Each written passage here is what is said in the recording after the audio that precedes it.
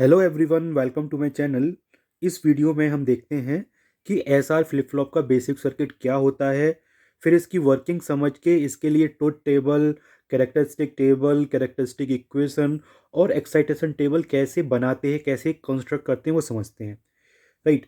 तो देखिए, ये जो मैंने सर्किट डायग्राम ड्रॉ किया है ये एसआर फ्लिप फ्लॉप का बेसिक सर्किट डायग्राम है। ठीक। अब इसमें से ये आपका बेसिक सर्किट डायग्राम है। अब इसमें से हम क्या करते हैं कि ये वाला पार्ट, ठीक है ना, जो हम ऑलरेडी समझ चुके हैं, ये आपको भी पता है कि ये वाला पार्ट किसका है। ये वाला जो सर्किट है, this is the circuit for S R latch, ठीक है ना। तो इसी वजह से मैंने इसको अलग कलर के पेन से ड्रॉ किया हुआ है। ठीक है।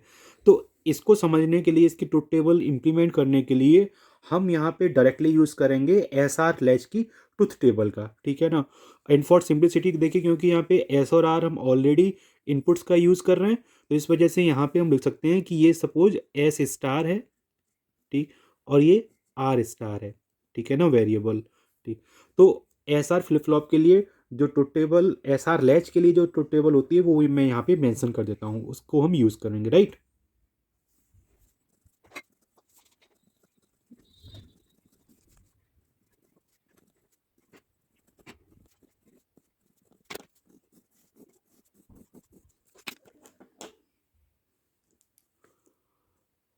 तो देखिए, ये मैंने ट्रुथ टेबल ड्रॉ कर दी है S R latch using NAND gate. ठीक। तो यहाँ पे एस और आर की जगह हमने आर एस स्टार और आर स्टार यूज़ किया हुआ है। ठीक है। तो 0 0 0 1 1 0 1 1 पे क्या कंडीशन होती है, नेक्स्ट स्टेट होती है, वो हमने यहाँ पे मेंशन किया हुआ है। ये वाला पार्ट हम ऑलरेडी कवर कर चुके हैं इससे पहले वीडियो में, S R latch using NAND gate and not latch, NOR gates. ठीक है। तो इसको ड्राइव करने की यहाँ पे ज़रूरत नहीं है। अब इसी की हेल्प से हम देखिए कैसे इसके लिए ट्रुथ टेबल इम्प्लीमेंट करेंगे। तो देखिए, यहाँ पे एस स्टार और आर स्टार की वैल्यू क्या है। देखिए, S star is equal to, ये इन यहाँ पे इनपुट्स क्या है नैंड गेट में, एस और क्लॉक। तो हम यहाँ पे लिख सकते हैं S star is equals to S dot clock, इसका बार, और इसको डी मॉर्गन थ्योरम से ओपन करेंगे तो क्या मिलेगा, S bar plus clock bar. इसी तरीके से यहाँ पे आर स्टार की वैल्यू क्या होगी, आर डॉट क्लॉक बार, जिसको हम डिमॉर्गन थ्योरम से ओपन करेंगे तो आर बार प्लस क्लॉक बार आपको आउटपुट मिलेगा। अब देखिए हम ट्रुथ टेबल को कैसे इंप्लीमेंट करेंगे, बस इसकी का हमें यूज़ करना था। तो मैं truth table,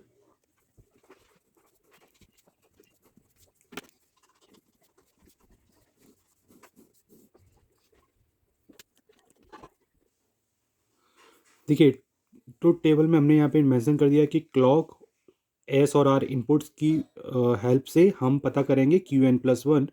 Q N plus one क्या है, नेक्स्ट स्टेट। ठीक। अच्छा, अब देखिए अगर हमने यहाँ पे क्लॉक अप्लाई कर दिया सपोज 0, ठीक, तो देखिए एस बार और आर बार की वैल्यू क्या होगी केस वन में।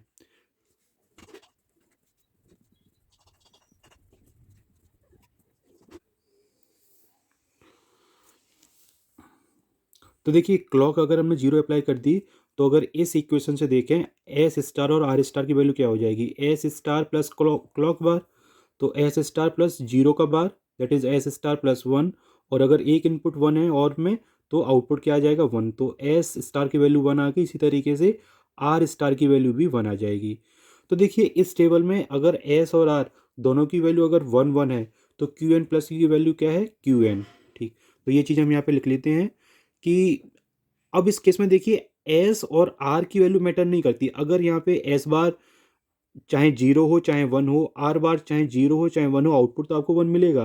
ठीक है। तो अगर अगर क्लॉक 0 है, तो एस और आर की कोई भी वैल्यू हो, कोई फर्क नहीं पड़ता, क्यू एन प्लस वन की वैल्यू क्या हो जाएगी, क्यू एन। ठीक है। अच्छा, अब अगर हम अगर यहाँ पे क्लॉक 1 अप्लाई कर दें, ठीक है ना, केस 2,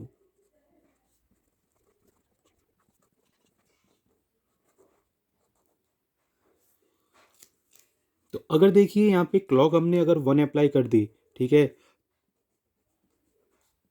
तो यहाँ पे एस स्टार की वैल्यू क्या हो जाएगी, देखिए यहाँ से एस स्टार बराबर एस बार प्लस क्लॉक बार। क्लॉक बार मतलब 1 का बार, 1 का बार मतलब 0। तो 0 प्लस एस बार क्या हो जाएगा, एस बार। इसी तरीके से आर स्टार क्या हो जाएगा, आर बार। ठीक। अब देखिए अगर हम डिफरेंट कॉम्बिनेशन लेते हैं, जैसे जीरो जीरो ले लिया हमने, एस और आर अगर दोनों जीरो जीरो हैं तब क्या होगा, एस बार और आर बार क्या हो जाएंगे, वन वन, ठीक है ना, कॉम्प्लीमेंट जीरो का वन और जीरो का वन, तो एस स्टार और आर स्टार क्या हो जाएंगे, वन वन। अब देखिए इस टेबल में वन वन के लिए क्या आ रहा है, वन वन के लिए Q N plus one Q N है, तो यहाँ पे भी लिख लेते हैं हम क्यू एन, ठीक है ना। क्यू एन को हम ये भी बोल सकते हैं क्या है, ये नो चेंज, ठीक है, मीन्स कि क्यू एन क्या, प्रेजेंट स्टेट, जब नेक्स्ट स्टेट क्यू एन ही हो जा रही है, जब नेक्स्ट स्टेट जो है प्रेजेंट स्टेट के इक्वल हो जा रही है तो मतलब नो चेंज, ठीक है ना। और इसको बोल सकते हैं हम होल्ड कंडीशन, ठीक है। इसके बाद देखिए नेक्स्ट केस, जब हमने यहाँ पे जीरो वन अप्लाई कर दिया, क्लॉक तो वन है ही, तो जब जीरो वन अप्लाई कर दिया तो एस स्टार की वैल्यू क्या हो जाएगी, वन, ठीक है, और आर की वैल्यू क्या हो जाएगी, जीरो, इसका कॉम्प्लीमेंट है ना, एस बार और आर बार, मतलब कि एस की, एस स्टार की वैल्यू वन और आर स्टार की वैल्यू जीरो, तो वन जीरो के केस में क्या आ रहा है यहाँ पे, जीरो, तो यहाँ पे हम लिख सकते हैं क्या, जीरो, ठीक। अब इसके बाद नेक्स्ट केस, अगर यहाँ पे वन ले लें, यहाँ पे जीरो ले लें, तो अगेन एस स्टार की वैल्यू क्या हो जाएगी, जीरो, और आर स्टार की वैल्यू क्या हो जाएगी, आर का कॉम्प्लीमेंट दैट इज वन, तो जीरो और वन, तो जीरो और वन के केस में आपके पास आउटपुट क्या आ रहा है, Q N plus one one आ रहा है, तो यहाँ पे हम वन लिख सकते हैं, ठीक। इसी तरीके से वन वन जब अप्लाई करेंगे तो एस स्टार और आर स्टार दोनों की वैल्यू क्या हो जाएगी, जीरो जीरो। अब देखिए जीरो जीरो जब होगा एस स्टार और आर स्टार, तो क्या कंडीशन निकल के आएगी, इनवैलिड, ठीक है, तो यहाँ पे हम लिख लेते हैं इनवैलिड या अनयूज्ड कंडीशन।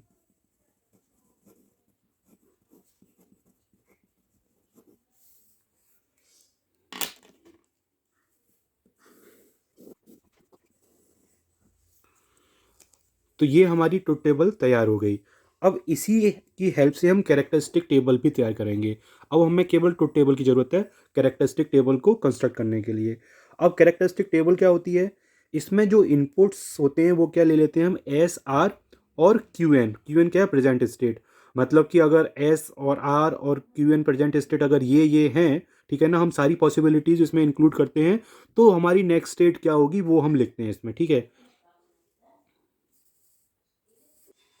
तो हमारी करेक्टरिस्टिक टेबल में इनपुट्स में क्या हो जाएंगे, एस आर और क्यू एन, ठीक है ना, इनके डिफरेंट जितने भी कॉम्बिनेशंस होंगे उनके लिए हम क्यू एन प्लस वन की वैल्यू फाइंड करते हैं, लिखते हैं इस टेबल में with the help of this truth table, ठीक है। तो मैं यहाँ पे देखिए एस आर और क्यू एन के, क्योंकि तीन वेरिएबल हैं तो टोटल 8 कंडीशंस होंगी, जीरो जीरो जीरो से लेके वन वन वन तक, ठीक है, तो मैं यहाँ मेंशन कर देता हूँ, राइट।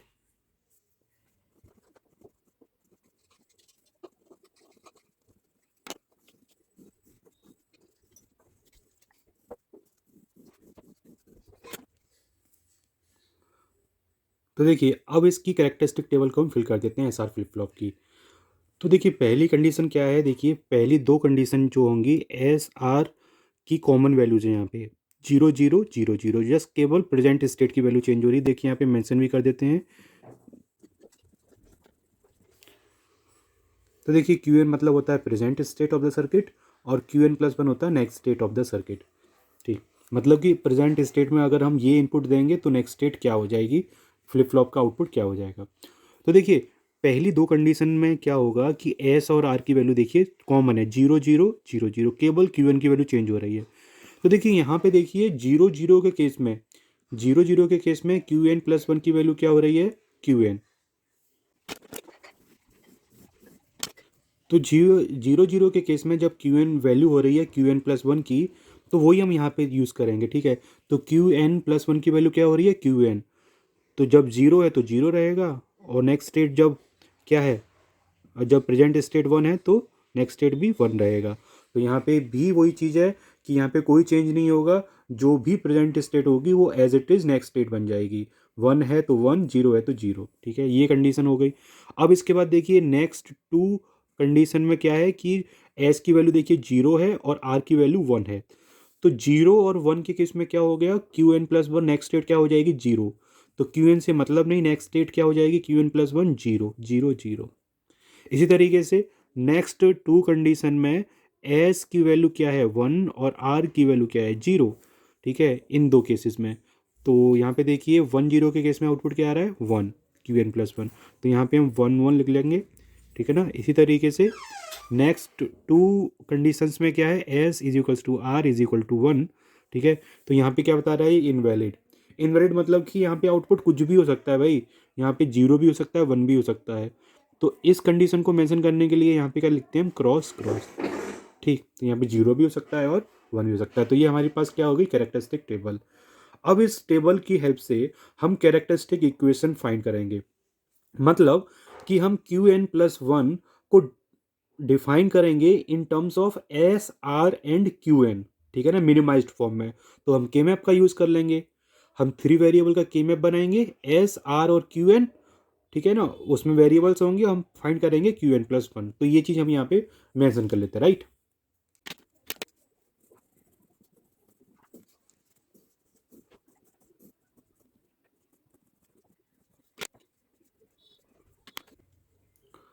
अब देखिए क्यू एन प्लस वन की वैल्यू कब वन और डोंट केयर हो रही है, तो हम पहले देख लेते हैं इस टेबल से।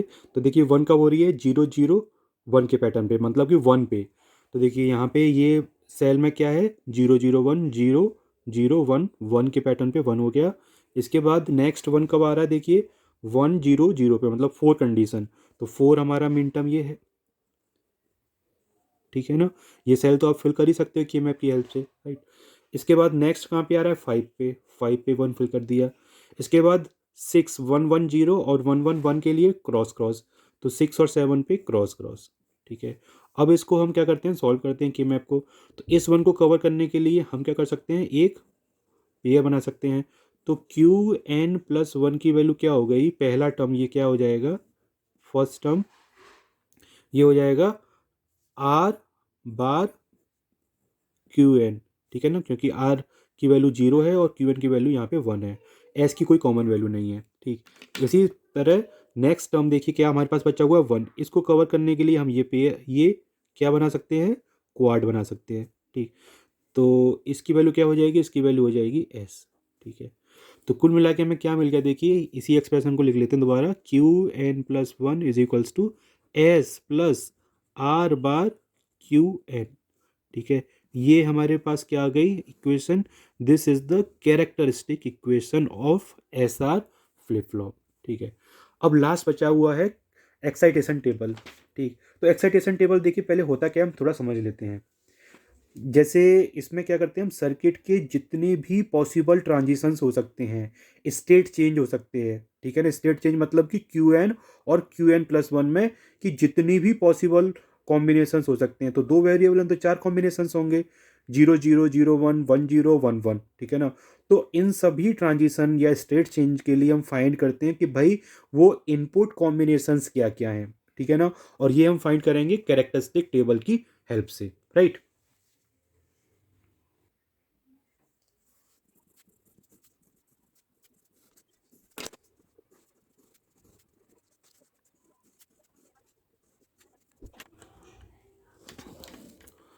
तो देखिए अब हम एक्साइटेशन टेबल में क्यू एन और क्यू एन प्लस वन की फोर डिफरेंट पॉसिबिलिटीज ले लेते हैं, जीरो जीरो मतलब कि प्रेजेंट स्टेट जीरो है, नेक्स्ट स्टेट भी जीरो है, ठीक है ना, present state zero, next state one है, ठीक है ना। तो अगर हमें इस तरीके की पॉसिबिलिटी चाहिए, इस तरीके की कंडीशन चाहिए, तो हम यहाँ पे पता करना चाह रहे हैं कि भाई एस और आर की वो क्या क्या पॉसिबल वैल्यूज़ हैं, ठीक है।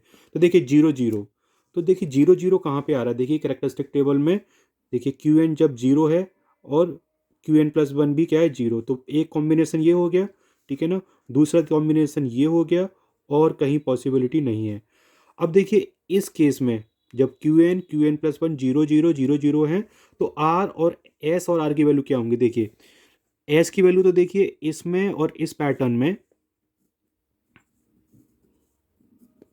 ये जीरो है और ये भी जीरो है, ठीक है। तो हम यहाँ पे कॉमन वैल्यू लिख लेते हैं जीरो। आर की वैल्यू देखो यहाँ पे जीरो है और यहाँ पे वन है, तो आर की कुछ भी वैल्यू हो सकती है, कोई फर्क नहीं पड़ता, लेकिन एस की वैल्यू जीरो होनी चाहिए। तो यहाँ पे हम डोंट केयर लिख लेते हैं, राइट। पहला केस हो गया, राइट। इसके बाद दूसरे केस में देखिए, दूसरे केस में क्या है, जीरो वन, ठीक है। तो हम यहाँ से देखिए जीरो वन वाला केस यहाँ से फाइंड करते हैं, जब ये जीरो और वन चेंज हो रहा हो। तो देखिए यहाँ पे जीरो वन कहाँ पे चेंज हो रहा है, एक तो कंडीशन ये हो गई आपके पास, ठीक है ना। देखिए यहाँ पे जीरो और ये वन हो रहा है, और कोई कंडीशन है नहीं। तो यहाँ पे केवल एक कंडीशन ही है, क्या, वन जीरो। तो यहाँ पे लिख लेंगे हम वन और जीरो, ठीक। इसके बाद वन जीरो, 10 देखो कहाँ पे हो रहा है, 1 से 0 चेंज हो रहा हो, 1 से 0 चेंज हो रहा है। एक तो इस केस में देखिए 1 से 0 चेंज हो रहा है, और कोई केस, और कोई केस यहाँ पे नहीं है। तो देखिए इस केस में एस और आर की वैल्यू क्या है, 0 1, तो यहाँ पे लिख देंगे हम 0 1। ठीक, अब लास्ट केस बचा है 1 1। तो 1 1 के केस में देखिए एक कंडीशन ये हो गई आपके पास। ठीक, इसको हम दूसरे पेन से लिख लेते हैं। एक कंडीशन आपके पास ये हो गई, ठीक है, और दूसरी कंडीशन कोई और है, हाँ ये वाली कंडीशन, ठीक है ना। अब देखिए इसमें आर की वैल्यू तो कॉमन है 0 और 0, तो यहाँ पे हमने कॉमन वैल्यू लिख ली क्या, आर की 0। बट एस की वैल्यू देखिए यहाँ पे 0 है, यहाँ पे 1 है, तो यहाँ पे क्या लगा देंगे हम, क्रॉस। ठीक, तो कुल मिला के देखिए ये हमने टेबल मिला ली, ठीक है ना। और इसको याद करने का तरीका क्या है, सिंपल, 0 एस और आर की वैल्यू को याद करने का तरीका क्या है, 0 1 0 क्रॉस, ठीक है। और फिर इस तरीके से यहाँ पे लिखेंगे 0 1 0 क्रॉस, 0 1 0 क्रॉस, 0 1 0 क्रॉस, तो ये ऐसा फ्लिप फ्लॉप। यहाँ पे 0 0 0 1 1 0 1 1 पैटर्न तो रहेगा ही। ठीक, तो इस तरीके से आप इसे याद भी रख सकते हैं, राइट। तो this is all about S R flip flop. Thank you everyone.